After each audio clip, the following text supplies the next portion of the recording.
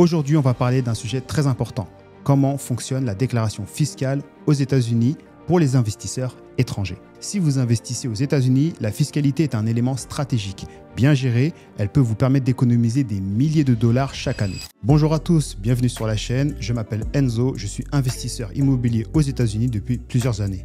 J'accompagne de nombreux Français à investir dans l'immobilier américain, que ce soit en locatif ou en achat-revente, en les aidant à éviter les erreurs et à maximiser leur rentabilité. Sur cette chaîne, je vous partage des analyses de marché, des stratégies concrètes et des opportunités d'investissement aux États-Unis. Pensez à vous abonner et à activer la cloche pour ne rien rater. Numéro 1, le formulaire W8. Pour clarifier votre statut fiscal, le formulaire W8 est la première étape indispensable. C'est lui qui confirme que vous êtes un non-résident fiscal aux États-Unis.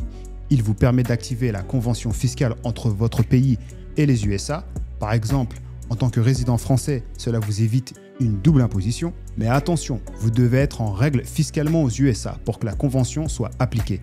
Sinon, la France peut quand même vous imposer. Le formulaire 1040-NR, votre déclaration officielle. C'est le document principal pour déclarer vos revenus immobiliers. En tant qu'étranger, vous remplissez le formulaire 1040-NR chaque année. Il regroupe la taxe foncière, l'impôt sur les revenus locatifs, l'impôt sur les plus-values, si vous avez vendu un bien, bien sûr. Il est fortement recommandé de passer par un comptable spécialisé, idéalement celui qui suit déjà votre LLC. Numéro 3, la taxe foncière, une charge locale à anticiper. La taxe foncière aux USA est calculée au niveau local, souvent par le comté. Elle est basée sur la valeur estimée de votre bien. Exemple, dans certains États, ça peut représenter entre 1 et 3% du prix d'achat par an. Vous devez intégrer ce coût dans vos prévisions de cash flow. Numéro 4, revenu locatif, déduisez un maximum. Voici la vraie puissance du système fiscal américain. Vous pouvez déduire énormément de frais de vos revenus locatifs.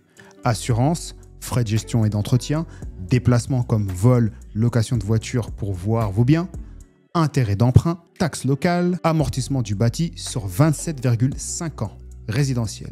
Exemple, pour un bien à 200 000 $, vous pouvez amortir environ 5 800 $ par an. Résultat, votre base imposable peut être réduite à zéro, même si vous avez perçu des loyers. Numéro 5, plus-value à la revente, soyez stratégique. Quand vous vendez, vous devez payer l'impôt sur la plus-value aux États-Unis. Le taux dépend de la durée de détention. Moins d'un an égale imposition au barème progressif, plus élevé, 37%. Plus d'un an, long terme capital gain, comme on dit, taux réduit entre 15 et 20% en général.